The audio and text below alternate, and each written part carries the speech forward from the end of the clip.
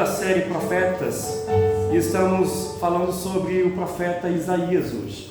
Falamos domingo passado sobre o profeta Isaías e vamos falar mais um pouquinho. Ainda estamos no mês, esse é o mês da família.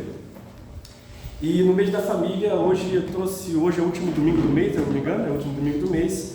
Esse mês referente ao mês da família. E o tema que eu quero trazer é deixando marcas profundas de fé aos nossos filhos.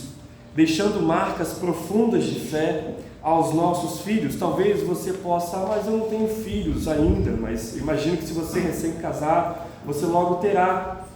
E se você é filho, também a mensagem vai se enquadrar para você, porque também todos nós, de algumas certas formas, somos filhos de alguém, na verdade.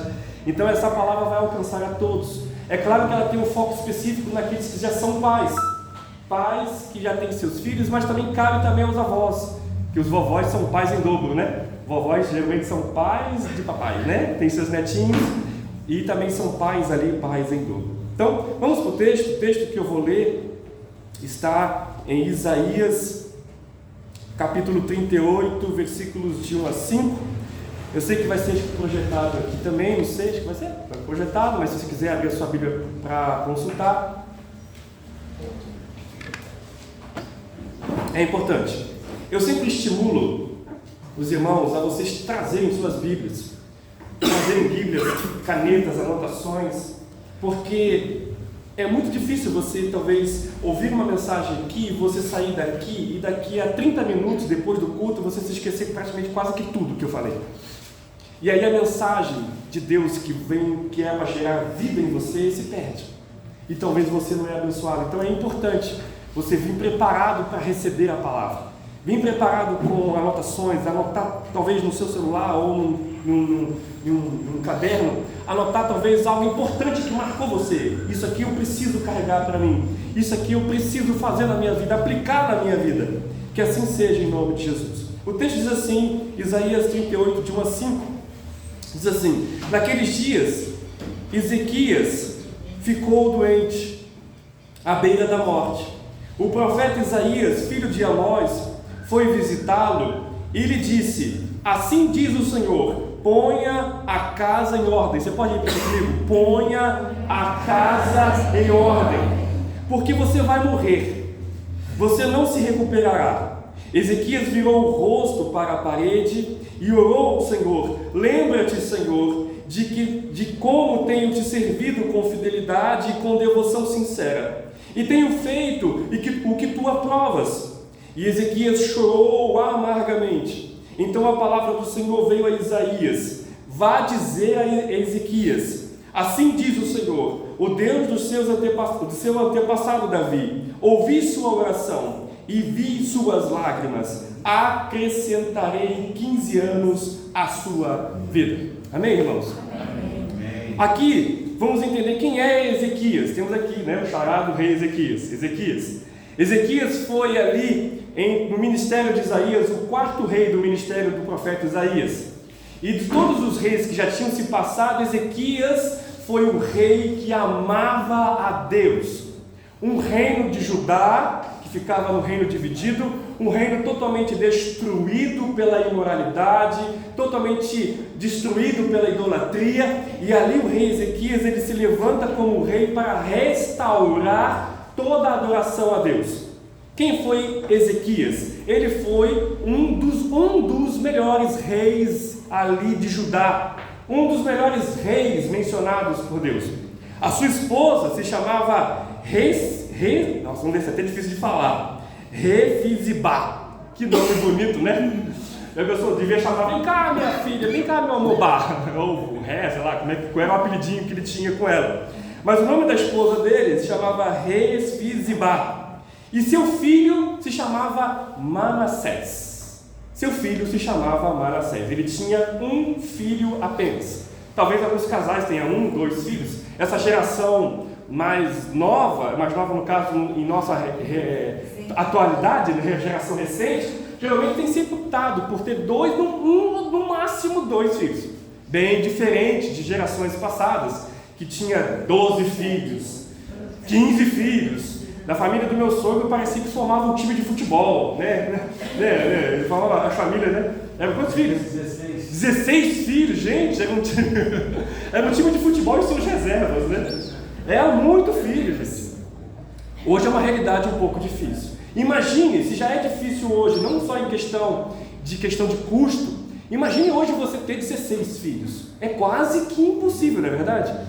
E mesmo assim, você tendo um ou dois, já é extremamente desafiador. Em todos os sentidos, não só a questão financeira, mas em questão de toda a maldade, de toda a ideologia errada que nós encontramos hoje, que faz de tudo para neutralizar e mudar a mentalidade de nossas crianças para que elas estejam cada vez mais culturalmente, socialmente, espiritualmente longe de Deus. E de quem é a responsabilidade então de pegar os nossos filhos e centrá-los em Deus? É de quem mesmo? É da escola? Sim ou não? É da escola bíblica dominical? É de quem? Dos pais. O pai, a mamãe, pai e mamãe. O vovô e a vovó têm responsabilidade? Sim, mas não tanto como o papai e a mamãe. Eu acredito e eu gosto de dizer que papai e mamãe, vovó e vovô não estraga neto. Isso não é bíblico. Ah, vovô e vovó estraga neto, pelo amor de Deus. Eu falo isso aí vem do capeta, né? Desculpa a palavra, eu sei que é uma palavra forte, mas vem desse bichão aí. Não estraga neto, não deve estragar. Ah, vovô e vovó então, o que deve fazer? Deve mandar nos netos? Não, deve colaborar com o papai e a mamãe, naquilo que o papai e a mamãe instrui aos filhos, e eles devem cooperar para que isso aconteça. Se o vovô e a vovó fizer algo contrário ao que o papai e a mamãe estão ensinando para os filhos, você está tirando a autoridade dos pais, e isso não vem dos céus. Amém, irmãos? Amém. Daí, vovô e vovó? Bom, ok. Papai e mamãe, então, são responsabilidade primária para a educação dos nossos filhos. E nós, como pais, nós declaramos aos nossos filhos que eles são vencedores. Amém, irmãos? Cheios do Espírito de Deus. E eles serão bem-sucedidos em tudo o que fizerem. A mão deles, onde tocarem, serão prósperos. Você declara para os seus filhos? Abençoados serão os nossos filhos em nome de Jesus. E você, filho, obedeça ao seu papai e à sua mamãe. Dê atenção aos ensinamentos que eles te dão, porque são para a vida para você. Amém. Vamos entender agora então o que aconteceu com esse rei. Um rei Ezequias, um dos melhores reis de toda Judá. Aí você pode pensar então, ok, então o seu filho foi fantástico. Você conhece a história de Manassés? Sim ou não? Então você vai conhecer um pouquinho agora. Rei Ezequias, um dos maiores reis de toda Israel. E você vai ver, eu vou mostrar isso para você. Veja, ele foi um bom rei aos olhos de Deus. Veja o que Deus diz a Ezequias, rei de Judá. 2 Reis 18:5 diz assim: Ezequias confiava no Senhor, o Deus de Israel. Nunca, vou repetir, olha só, nunca houve ninguém como ele entre todos os reis de Judá, nem antes e nem depois. Olha o que Deus está dizendo para Ezequias, rei de Judá. Ele é comparado e até colocado como em melhor categoria o rei glorioso Davi. É colocado ele como um dos grandes reis de Israel e de toda a Judá. Ele foi um homem de oração, irmãos.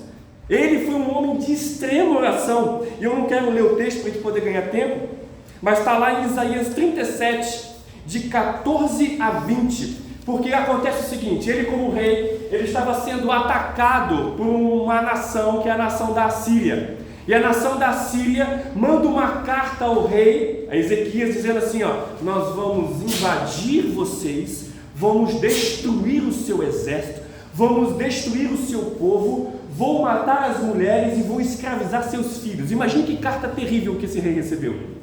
E sabe o que ele fez? Ele não chegou e falou assim: montou o exército, vamos fazer uma estratégia para poder combater isso. O que ele pegou a carta? Ele foi ao templo do Senhor.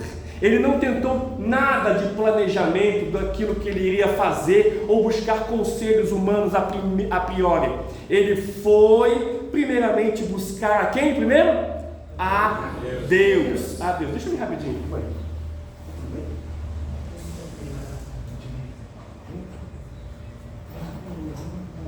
Obrigado. É que estava tirando a atenção dos irmãos aqui que eu percebi.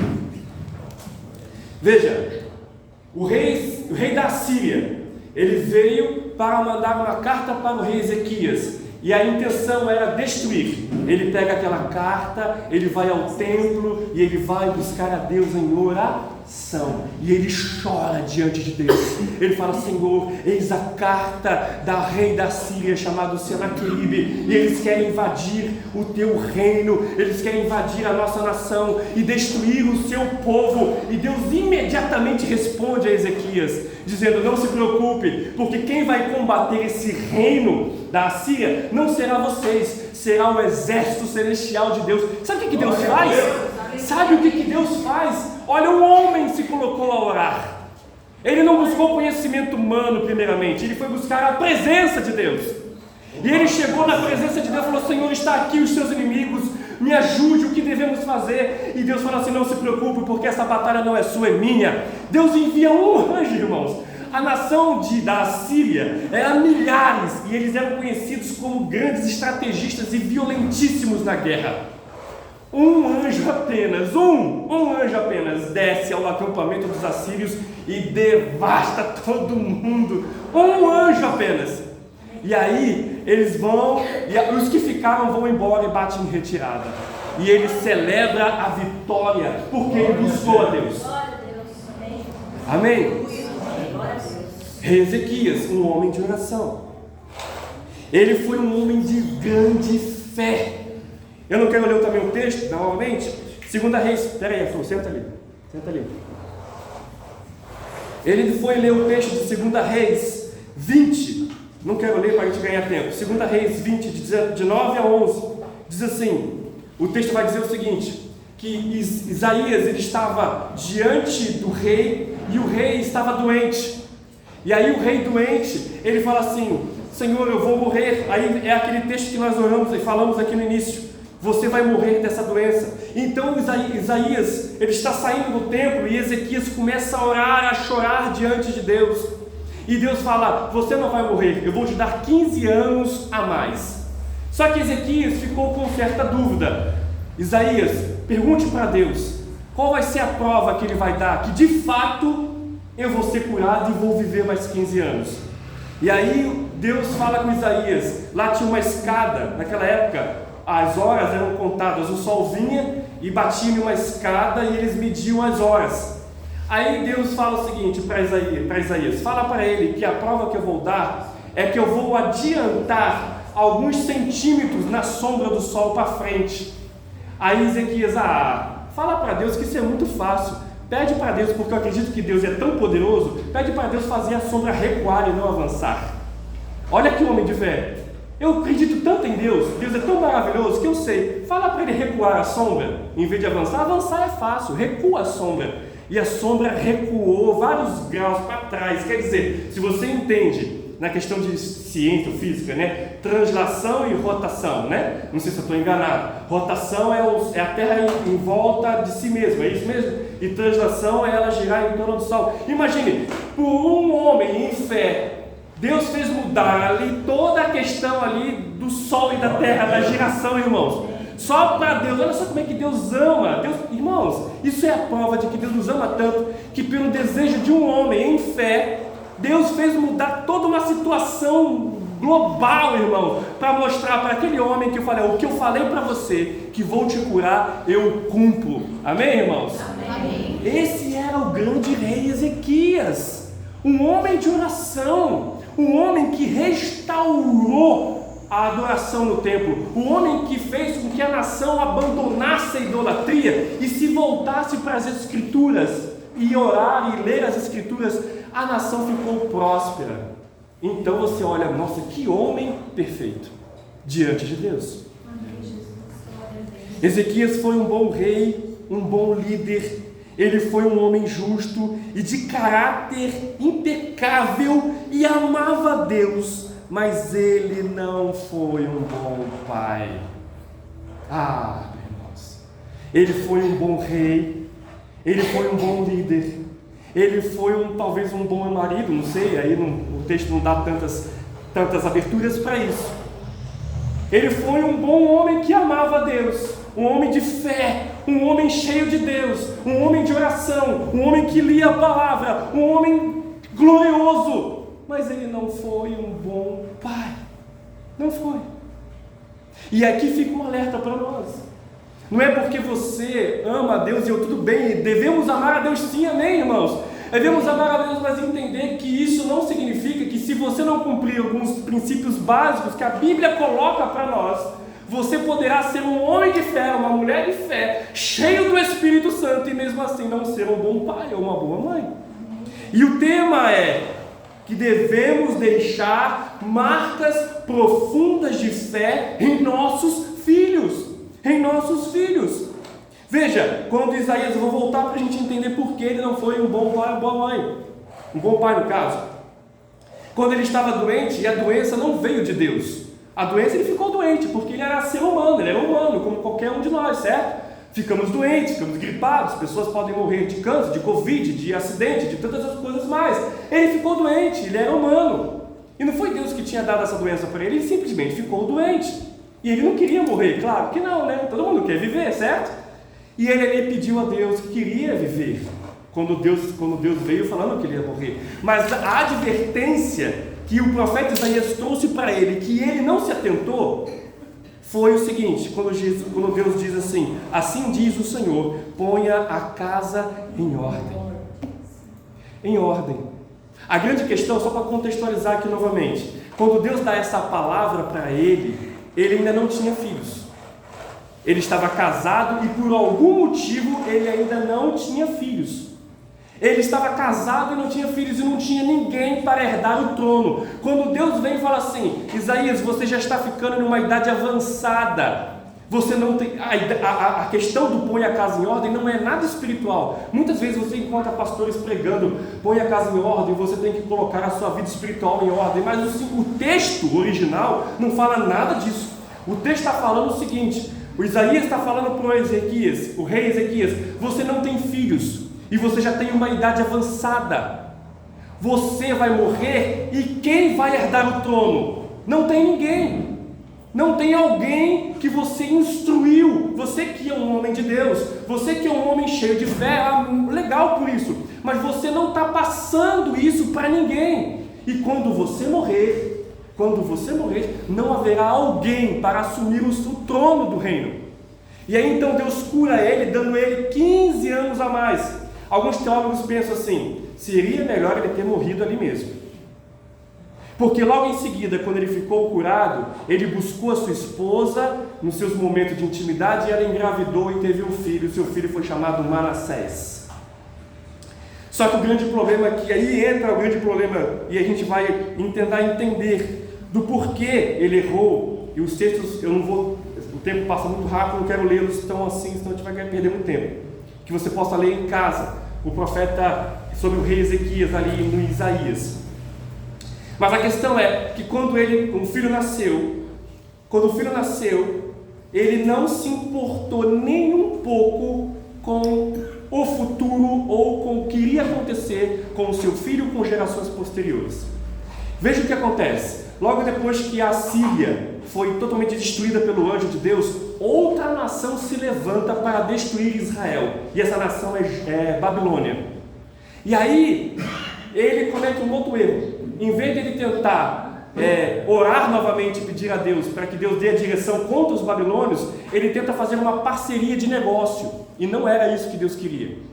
E aí ele vem, ele chama os babilônios para ver todo o reino. Aqui, ó, esse é o meu tesouro, é isso aqui que eu tenho. Os babilônios, legal. Aí o espião voltou para o rei Nabucodonosor e falou assim: lá é lindo demais, tem ouro demais, vamos domar e destruir tudo que tem lá. Aí Isaías fala: você fez errado novamente, você cometeu agora um segundo erro. Você foi lá e mostrou tudo que você tinha para os reis, para a Babilônia, e não era para ter feito isso. Aí a Babilônia manda uma outra cartinha para ele, dizendo: nós vamos invadir e vamos destruir tudo. Aí o que Deus diz? Olha o que Deus diz agora.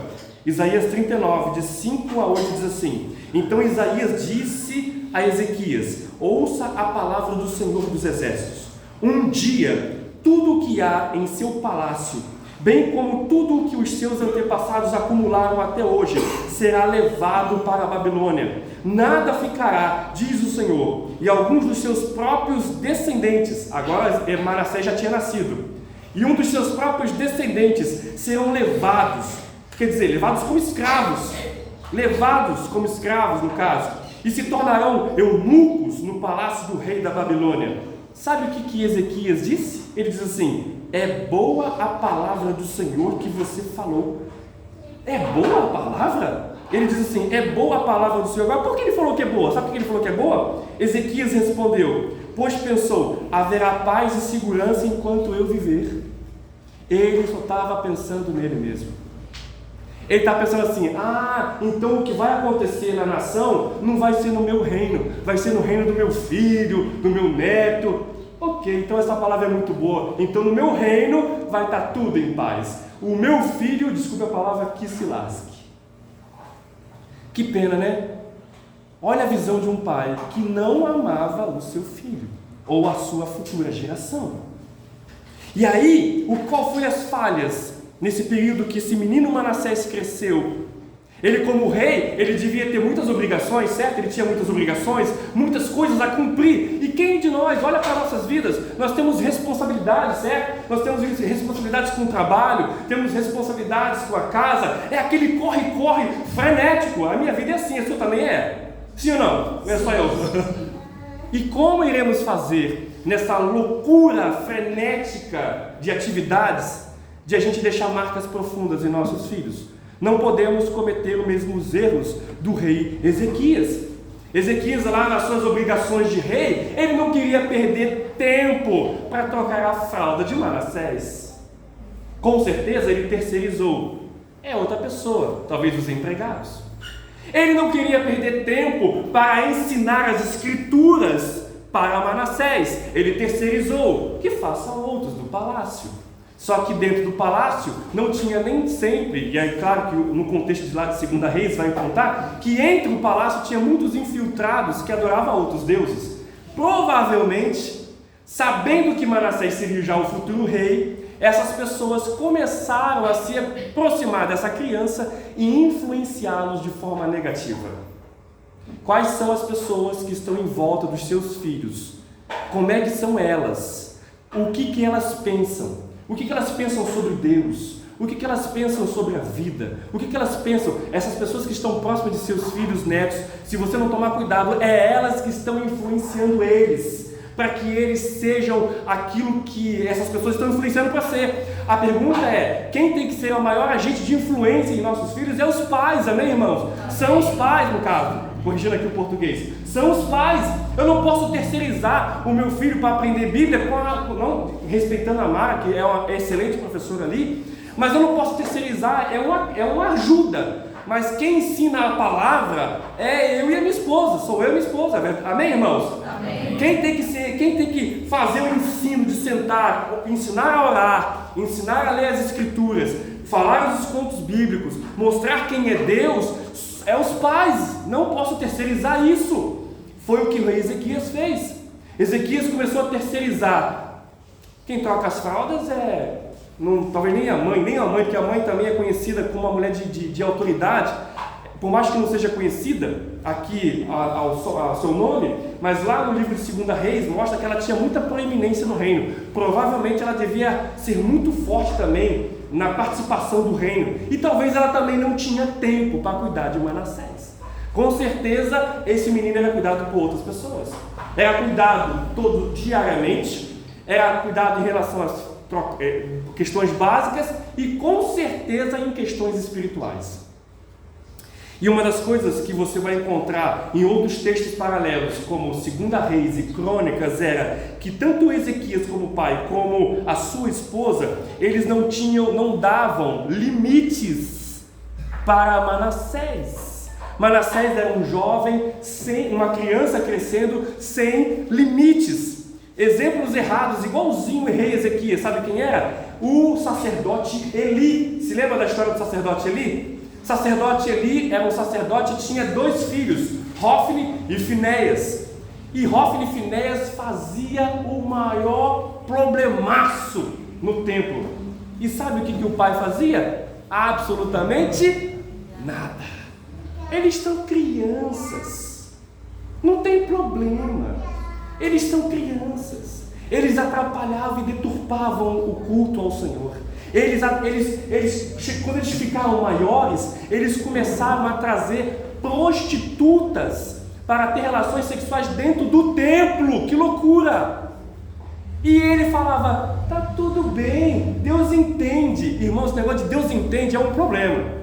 Deus entende porque Deus é amor. Deus entende porque Deus é amor. Mas Deus é justiça também, amém, irmãos? Não se brinque com as coisas de Deus. E Eli cometeu esse erro. E sabe o que aconteceu? Um anjo do Senhor veio até Eli e falou assim: Eli, você será julgado. Por quê? Porque eu sou um homem santo. Não, porque você não deu limites aos seus filhos. Eli foi julgado por não dar limites aos seus filhos. E os seus filhos depois morreram na batalha. Sabe outro exemplo errado? Aí depois de Eli, veio o famoso profeta Samuel. Quem conhece a história do profeta Samuel? Um homem também de Deus. Um homem que consagrou Davi ao reinado. E sabe, quando chega lá em 1 Samuel 8, leia lá, 1 Samuel 8. O Samuel já estava velho. E aí os homens falam assim: Samuel, queremos um rei para a nossa nação. Sabe por quê? Porque os seus filhos, você já está velho, e os seus filhos são, desculpe dizer, são uma porcaria de gente. Os filhos de Samuel, o famoso profeta Samuel, não valiam nada. Que terrível isso, né, irmãos? Que terrível isso. Aí depois surge Davi. Davi veio, o famoso rei Davi, e você também já conhece a história. Davi foi um excelente rei, mas um péssimo pai. Um homem onde viu seus filhos, um adulterar com a sua irmã, adulterar no caso não, no caso se prostituir ali, relacionada com a sua irmã, e ele não fez nada, ele permitiu o pecado, por quê? Deus entende, eles são meus filhos, eu não posso mexer neles. Eles colocaram, Davi, Samuel, Eli, colocaram seus filhos acima de Deus. E quando faz isso, isso é idolatria. E pelo que eu conheço na palavra, toda vez que você coloca qualquer outra coisa, e aqui é direcionado a filhos, se você coloca filhos acima de Deus, a tendência de Deus é quebrar o ídolo. Vou repetir isso para você, irmão, é sério isso. Se você coloca seus filhos acima de Deus, ele tende a quebrar os ídolos. Isso quer dizer, você entendeu o que eu estou querendo dizer? Na história bíblica mostra isso claramente. Todos os homens que eram homens de Deus foram salvos. Davi foi salvo, mas ele viu os seus filhos serem quebrados, porque ele colocou os seus filhos acima de Deus. Samuel foi salvo, mas Samuel teve que engolir que os seus filhos foram quebrados. Eli é um homem de Deus ali até certo ponto, mas foi destituído do lugar de sacerdote porque colocou os seus filhos acima de Deus. Ezequias fez a mesma coisa. Ele não deu limites aos seus filhos e seguiu os exemplos de muitos outros antepassados. Eli, no caso ali não, perdão, eu estou misturando as histórias agora. Ezequias, ele foi lá, junto, como ele então terceirizava, ele não sabia ouvir um não. Você vai encontrar isso lá em 2 Reis, ok? Eu não vou ler, é muito grande os textos. Ele não sabia ouvir um não. E aí tem a questão, irmãos. Nossos filhos hoje, por favor, não sei como é que é você, nossos filhos hoje têm que aprender a ouvir não, porque ele precisa aprender a lidar emocionalmente com a frustração. Hoje há filhos que não sabem lidar com frustrações, não sabem ouvir um não, e birra, e não sabem, mas a vida, quando tudo bem, você pode fazer por um tempo, mas a vida vai dizer muitos não para os seus filhos. E aí, ele não sabendo lidar com o não na infância, quando ele tiver adulto, vai passar por um problema sério, porque não sabe ouvir não. Ah, mas Deus? Mas será que isso é de Deus? Na psicologia fala outras coisas. Aí decide você, seguir a psicologia ou seguir a palavra. O que a palavra diz nos 10 mandamentos? Não matarás. Olha o Deus aí, que é o Senhor dos Senhores dizendo não fazer isso.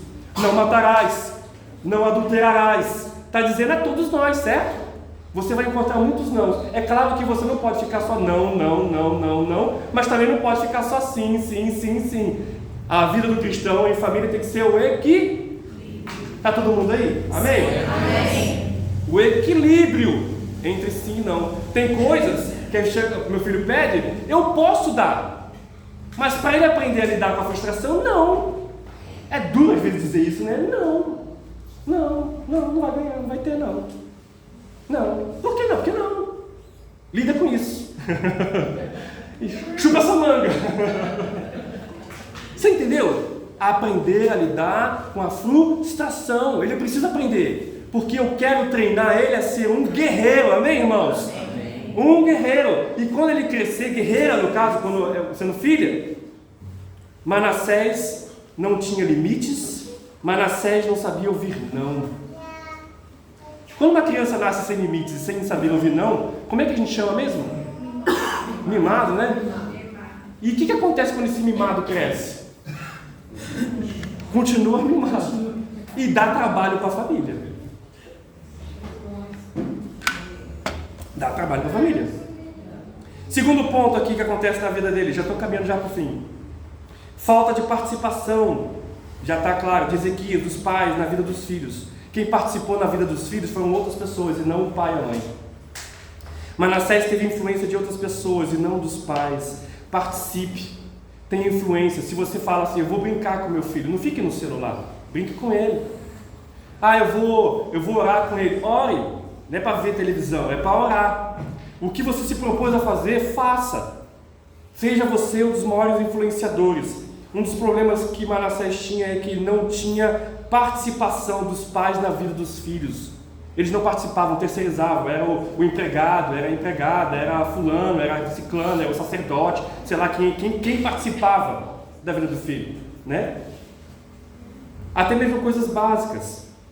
Participe da vida dos seus filhos. Outro erro grave que aconteceu é que Ezequias não treinou seu filho para a vida. Não treinou. Ezequias não preparou Manassés para reinar. Não preparou. Né? Eu tenho que falar para minha esposa, ela fala assim, coisas pequenas. Às vezes, um dia eu estava saindo com o Arthur e a escola mudou da Recrearte para lá. E eu falei assim, filho, você sabe ir a pé e voltar a pé sozinho? Ah, mas ele tem 8 anos. Na verdade, tinha menos até, né? Não, eu ainda não sei muito bem. Então vamos aprender, vamos sair. A ideia é treinar, vamos andar. Você vai na frente. Papai está aqui para te dar segurança. Você vai na frente, mas imagine que você está sozinho.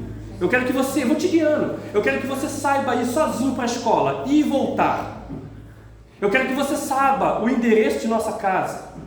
E se você ficar perdido, e se alguém perguntar onde você mora? Eu moro num carro tal.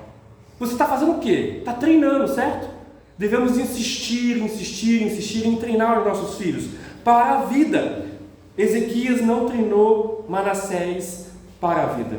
E aí o que acontece? Ezequias, depois de 15 anos, morre, literalmente como Deus falou que acontece. E Manassés agora tinha 15 para 16 anos, muito jovem. Imagine um jovem de 15 anos para 16, mimado, despreparado, para reinar uma nação que está à beira de ser atacada pelos babilônios. Imagina a situação. E acontece o seguinte, que em vez de ele buscar a Deus, ele não fez. Sabe por que ele não fez? Porque as influências dele não eram buscar a Deus. As influências deles era fazer a adoração a deuses pagãos. De pequenininho, ele garoto, de 15 para 16 anos, a primeira coisa que ele faz, chamou sacerdotes dos cananeus. Começou a fazer templos pagãos em toda Israel. E os pagãos falavam assim, olha, para você ter a aprovação do nosso Deus, pegue as crianças israelitas e sacrifique-os em adoração a mim. Olha o que esse garoto fez. Ele pegou filhos, crianças pequenas, e colocava na mão de um deus chamado Moloque. E aquele Moloque, dos infernos, era uma estátua, que era uma pedra em forma de mão assim, de mão estendida para frente. E eles colocavam uma fogueira embaixo. E eles começavam a fazer suas orações a Moloque. Pegavam um bebê, colocava nas mãos, acendia o fogo e via o bebê sendo torrado em adoração a esse Moloque. E o rei Manassés começou a fazer isso em toda Israel, a matar todas as crianças. Imagine que tragédia! Um menino que vem de um pai que amava e temia a Deus. O texto diz que Manassés foi o pior rei. Enquanto o pai foi o melhor, Manassés, o seu filho, foi o pior rei de Israel. Israel, o pior rei de Israel. Mas a graça de Deus é tão maravilhosa, que depois de tudo que ele fez, Manassés fez o terror, uma destruição total em Israel, e ele cresceu, ele reinou 29 anos, e depois de Manassés, de 29 anos, fazendo a maior destruição naquela nação, de repente, ele vai buscar a Deus. Ele fala: Deus, eu fiz tantas coisas erradas, eu entreguei filhos e crianças ao Deus Moloque e elas morreram, eu matei tantas crianças, eu fiz tantas coisas erradas, me perdoa. E Deus foi até ele e disse: eu perdoo você. E sabe o que aconteceu? No fim de sua vida, Manassés, tudo que ele fez de errado, ele reconstrói tudo de novo. Oh, Deus maravilhoso! Mesmo que ele tenha feito tantas coisas erradas, mesmo que ele tenha feito o pior dos piores, o Deus, nosso Deus Todo-Poderoso, ele é restaurador. Eu não sei também como é que é o seu passado, não sei, mas se você se arrepender hoje, ele restaura tudo, aleluia. Ele restaura tudo. Isso. Eu não sei qual foi o ponto central que Manassés teve para buscar a Deus no fim de sua vida, depois de tanta coisa errada que esse menino fez, tanta coisa errada, mas ele buscou a Deus e ele foi restaurado, e ele voltou a falar: não, eu não quero mais esses deuses Moloque aqui não. Ele tirou tudo, voltou à adoração no culto, no templo, a buscar a Deus de coração, ele restaurou tudo, é claro, só que o estrago tinha sido muito grande, irmãos. Ele conseguiu restaurar uma parte, mas nem tudo foi restaurado, porque depois que ele morreu, o filho dele também, aí foi um erro também dele também, ele teve um outro filho, que é chamado Amós de Judá, só que esse filho também não tinha influência nenhuma dele, só viu a parte ruim do pai, e quando Manassés morre, começa a tragédia tudo de novo. Mas não queremos ver isso, irmãos. Eu tenho 44 anos, daqui a alguns anos eu irei partir. E eu falo para minha esposa: o meu filho que irá ficar precisa crescer, gerar uma família, ele precisa continuar a fé que foi gerada em mim. Ele não pode parar nele, ele não pode se perder, porque quando ele crescer e gerar seus filhos, a fé tem que permanecer. Essa é a nossa oração, amém, irmãos? Amém. Gere uma fé sólida nos seus filhos, para que quando ele cresça e se case, ele também impacte os seus filhos, e a palavra de Deus perpetue sobre nossa descendência. Que as nossas descendências de nossos filhos, os nossos netos, sejam tocados por Deus em nome de Jesus. Que assim seja para nossos filhos e nossa casa. Finalizando aqui, aplicações rápidas. Eu quero trazer aplicações rápidas e já vou orar. Primeiro ponto aqui então que a gente entende: para não cometer os mesmos erros do rei Ezequias, coloque limites aos seus filhos, ensine-os a lidar com a frustração. Aplicação prática para você hoje: coloque limites aos seus filhos e ensine-os de forma intencional a eles a lidarem com as frustrações. Segunda aplicação: seja o principal influenciador na vida de seus filhos. Transmita a sua fé a eles. Amém, irmãos? Amém. O rei Ezequias era um homem de Deus de fato, ele só não influenciou. Mas você só não pode cometer o outro erro de falar: filho, você tem que orar, mas o papai e a mamãe não oram. Filho, você tem que ler a Bíblia, mas o papai e a mamãe não lê. Filho, você tem que fazer isso, mas o papai e a mamãe não faz. Então lembre-se, exemplo, ok? Se você vai influenciar, seja exemplo, porque quando ele cresce, ele vai falar, ele vai jogar na sua cara: ô papai e mamãe, você está pedindo para mim fazer, mas você não faz? Por que você está pedindo isso? Entendeu? Então seja você o principal influenciador, seja vocês, papai e mamãe, o principal influenciador que transmita a sua fé para ele. Terceira aplicação: treine ele para ser um guerreiro, uma guerreira na vida. Amém, irmãos? Amém. Treine o seu filho para ser um guerreiro e uma guerreira na vida. Treine-os de forma intencional. Nós somos, e eu quero já pedir para você se colocar de pé e a gente vai orar. Nós somos, papai e mamãe, nós somos a representação de Deus aos nossos filhos. Vou repetir: você papai, você mamãe, nós somos a representação de Deus aos nossos filhos. Nós somos a representação de Deus aos nossos filhos. Que essa palavra venha de encontro ao seu coração. Você que é papai, você que é mamãe, você que é vovô, vovó, que a palavra de Deus venha e que você ponha em prática. Ah, mas o meu filho agora já é grande e eu não fiz isso. Ainda há tempo. Ele morreu? Não morreu. Amém por isso. Se ele está vivo e se você está olhando para trás, está, olha, eu não fiz essas coisas. Eu também não influenciei meu filho. Eu terceirizei as coisas. Não acabou. Há tempo ainda. Mesmo grande, ensine-os. Ensine-os. Põe limites. Diga não muitas vezes. Diga sim também. Diga, mostra para eles quem Deus é. Inclua eles na sua vida de fé e oração. E que ele possa crescer e ser um homem, uma mulher bem-sucedida na vida em nome de Jesus.